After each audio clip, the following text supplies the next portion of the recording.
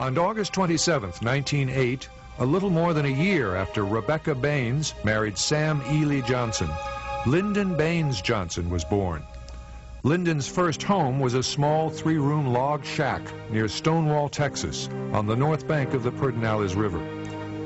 Lyndon's ancestors on both sides of his family were once prominent in education, politics, and the Baptist Church. In the late 19th century, his uncles and grandfather were Texas pioneers who settled the land and drove cattle to Kansas on the Chisholm Trail, fighting Indians along the way.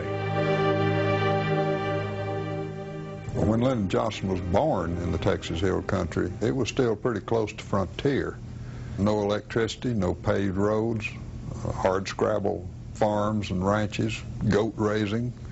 Even cattle raising was not all that good in the Texas Hill Country. Daddy had come from a part of the world which was a pretty rugged life, the limestone in central Texas. It's difficult to eke out a living. That rugged land was no friend of Lyndon's father, Sam Ely Johnson, an unsuccessful small farmer and rancher. Living off that dry, dusty land was almost impossible. To put food on the table, Lyndon's father toiled at whatever jobs he could find in work-poor South Central Texas. The family was not dirt poor, but they never really had any money. Sam was self-educated and tough, as befitted the times. Lyndon's mother, Rebecca, a gentle, well-educated teacher from the city, had a hard time with the arduous dawn-to-dusk frontier life. Her tedious chores in running an unproductive, isolated farm were more than she expected when she married Sam. Lyndon, their firstborn, was a gifted child who could spell and recite poetry from memory when he was 4. He was spoiled by his mother, who poured all her love into Lyndon. He was very attached to his mother, who was a remarkable woman in a time when few women were educated. In those early days in Texas, she graduated college, had a gift for the arts, literature, history. She was really a cultivated woman. By the time Lyndon was 8, he had 3 sisters, Rebecca, Josepha, and Lucia, and 1 brother, Sam Houston. Now, with a larger family and the unforgiving hill country, Sam Johnson had difficulty coping with the pain of failure. His father apparently was an alcoholic, was someone who grew terribly depressed when he lost his ability to earn a good living and support his family. When he drank, Sam Johnson became abusive and beat Lyndon and the other children. When he was sober and working, he was kind and open-hearted. Understanding other people's problems led to what some considered Sam Johnson's calling. When he wasn't farming, he was a politician, a populist Democrat who had been elected 6 times to the rough-and-tumble state legislature in Austin. Though his pay was low and his other compensations poor, Sam Johnson felt good helping others during those difficult times. As a small boy, Lyndon often accompanied his father on his political rounds. He was proud to show Lyndon off, and Lyndon was very proud of him. And a lot of people said he's just like his daddy. He looks like his daddy, walks like his daddy, talks like his daddy. And he did imbibe an awful lot from his father about Texas politics. His father taught him about public service.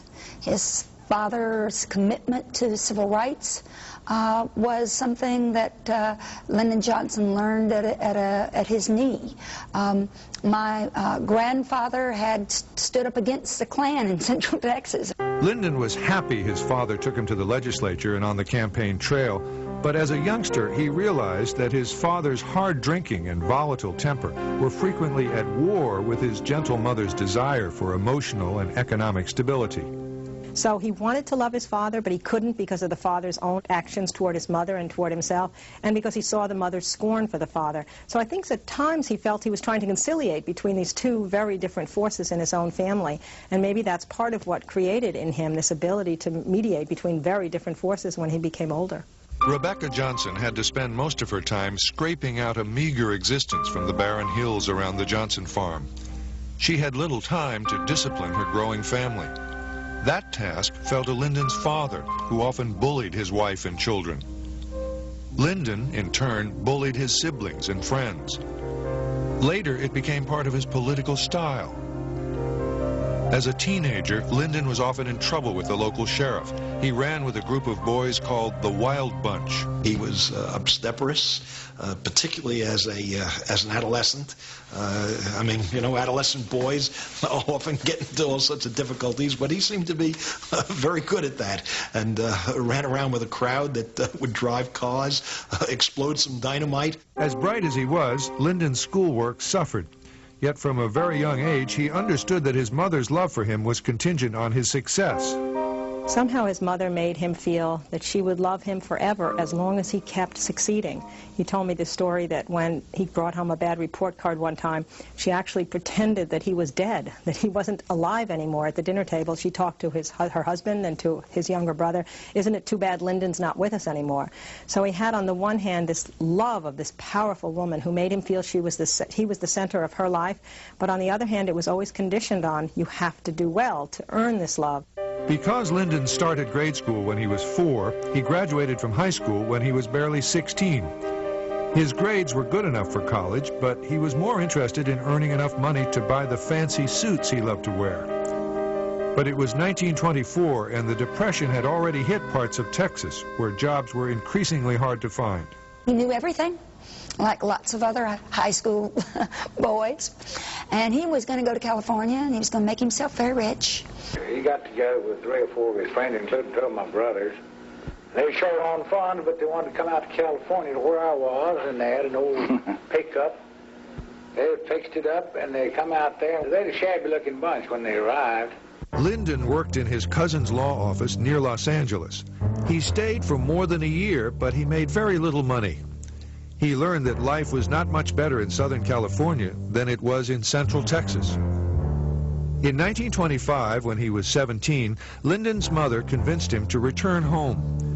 Back in the hill country, Lyndon still resisted going to college. Instead, he found a job with his friends on a Texas highway. We had to shovel the dirt in the trucks and out, and the weather would be ice on the timber, and we'd go out of the morning to warm our hands, and it was so cold we couldn't strike a match. No windshield in these old pickups. It was actually hard work, and we had to put in 8 good long hours. And he told me many a time, he said, I'm going to do something with a little more money in it than this. It was one bitterly cold day. He came in from the highway, and he said, I'm ready to go to college now. That's right. And that is when he went to San Marcos. Much to his parents' joy and relief, in 1927, at the age of 19, Lyndon finally enrolled at Southwest Texas State Teachers College in San Marcos. Lyndon Johnson now had a sense of purpose. He would become a teacher. More importantly, between semesters, he taught Mexican-American children in Cotula, a severely depressed town in South Texas. There he encountered these terribly poor Hispanic children who would come to school in tattered clothes, without sufficient nourishment, and it influenced his thinking, I think, for the rest of his life. He was pained, he was anguished by what these children were suffering, and he wanted to repair the damage. He was a history teacher. He was a child of a teacher who was a child of a teacher. So it was a family tradition. He was a very difficult teacher to have in the classroom. Students complained that he could be very overbearing and chastising with them. But he taught them, and they remembered their experience years later, having had Lyndon Johnson as an elementary school teacher. In 1930, at age 22, armed with his degree, Lyndon found a job at Sam Houston High School in Houston. He taught public speaking and coached a winning debate team. Despite his heavy teaching load, he made time for politics. He worked on several Democratic campaigns with his still active father. Together, they helped Richard Clayburgh, the wealthy owner of the huge King Ranch, win a seat in Congress. On the advice of many powerful Texas Democrats, Clayburgh hired Lyndon as his congressional secretary, in reality his chief of staff. In 1932, in the midst of the Depression, Lyndon Johnson, at 23, went to Washington to start a career in politics that would have no bounds.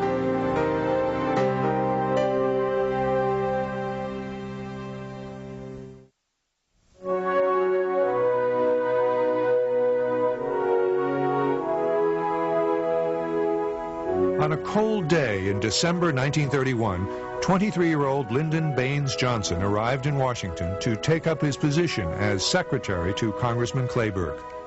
He was committed to learning everything he could about the Congress and to do everything he could for depression-racked Texas. Johnson's objective, from the minute he gets to Washington and becomes a prominent or a significant political operator, his concern was to do all he could to bring the South into the mainstream of the country's economic and political life. His association with people who needed some sort of push was lifelong, and his attitude toward helping those people, I think that attitude developed very early. Almost overnight, he was running Congressman Clayburgh's office as if it was his own. Clayburgh was rich and lazy, more interested in the high life than in passing laws. Johnson, anything but lazy, loved his new job. It fed his drive and fueled his ambition to become a congressman in his own right. Every letter that came into the congressman's office had to be answered, and it needed to be done within 24 hours. Everything had to be attended to in an aggressive and effective way. Otherwise, Johnson would come down on them like a ton of bricks. He was a really tough taskmaster. In 1932, with the country suffering in the Great Depression, Franklin Delano Roosevelt, a Democrat, was swept into office on the strength of his promise of a New Deal, a new life for every American. Johnson strongly supported Roosevelt in all his policies.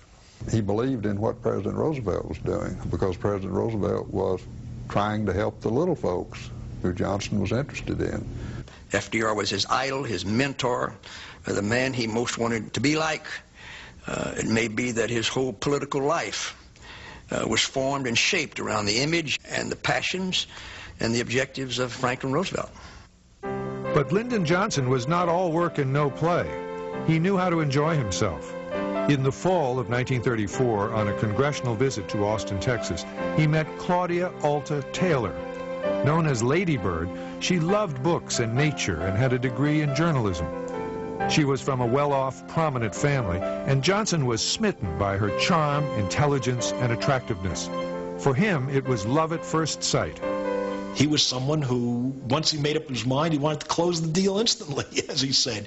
And so he wooed her with a whirlwind passion. He was very swift in action and had lots of wavy black hair, quite handsome. I was very impressed and a little bit inclined to run because I thought I had met up with something intense. He went down to Texas and he said, "Marry me now," and he said, "Otherwise it'll never work out." And she was just so overwhelmed, as so many people were in their lives, by Lyndon Johnson. He was the great persuader. Only 10 weeks after they met, Lyndon Johnson and Lady Bird Taylor were married in Austin, Texas in November 1934. The couple honeymooned in Mexico and then returned to Washington, where they moved into a one-bedroom apartment in a modest neighborhood for $42.50 a month. At 22 years of age, Lady Bird was learning to be a Washington wife and hostess. They were a happily married couple, but Johnson had become tired of being Congressman Clayburgh's secretary. He wanted a significant political job. He founded in 1935 with President Roosevelt's National Youth Organization, established to help Depression-era youngsters either stay in school or find jobs. Johnson did the best job for Roosevelt of any state coordinator in the nation. In 1937, when Johnson was 29 years of age, he had an opportunity to run for Congress when a special election was called to fill a vacant seat in the Texas Hill Country where he was born. Lady Bird borrowed $10,000 from her willing father to finance the cost of the campaign. Johnson, the least known of any of the candidates, knew it was his big chance. He campaigned as if his life depended on it. And he'd be out on the road 6 o'clock in the morning, driving the highways and byways, jumping over fences, watching through muddy fields to shake a farmer's hand. He'd get up close. He'd talk to you eyeball to eyeball. And people remembered him. And they'd say, "Gosh, this terrific young fellow, he's so dynamic, he's so interesting, he's so committed to Roosevelt." And sure enough, he wins this congressional seat, surprising everybody. Johnson's Texas district included the hill country he grew up in, as well as Austin, the state capital. Once in Congress, Johnson started to pour as much money as he could into his district to give its people a better life. He just felt that God had blessed you with breath, and as long as you had breath, it was your duty to try to make life better for someone in the neighborhood. Johnson needed Roosevelt's help to achieve his goals. As a congressman in the late 1930s, he wrangled a ride with FDR on a train from Galveston. Never really had any money. Sam was self-educated and tough, as befitted the times. Lyndon's mother, Rebecca, a gentle, well-educated teacher from the city, had a hard time with the arduous dawn-to-dusk frontier life. Her tedious chores in running an unproductive, isolated farm were more than she expected when she married Sam. Lyndon, their firstborn, was a gifted child who could spell and recite poetry. Which was a pretty rugged life, the limestone in central Texas. It's difficult to eke out a living. That rugged land was no friend of Lyndon's father, Sam Ely Johnson, an unsuccessful small farmer and rancher. Living off that dry, dusty land was almost impossible. To put food on the table, Lyndon's father toiled at whatever jobs he could find in work-poor South Central Texas. The family was not dirt poor, but they... On August 27, 1908, a little more than a year after Rebecca Baines married Sam Ely Johnson, Lyndon Baines Johnson was born. Lyndon's first home was a small three-room log shack near Stonewall, Texas, on the north bank of the Pedernales River. Lyndon's ancestors on both sides of his family were once prominent in education, politics, and the Baptist Church. In the late 19th century, his uncles and grandfather were from memory when he was 4. He was spoiled by his mother, who poured all her love into Lyndon. He was very attached to his mother, who was a remarkable woman in a time when few women were educated. In those early days in Texas, she graduated college, had a gift for the arts, literature, history. She was really a cultivated woman. By the time Lyndon was 8, he had 3 sisters, Rebecca, Josepha, and Lucia, and one Texas pioneers who settled the land and drove cattle to Kansas on the Chisholm Trail, fighting Indians along the way. When Lyndon Johnson was born in the Texas Hill Country, it was still pretty close to frontier.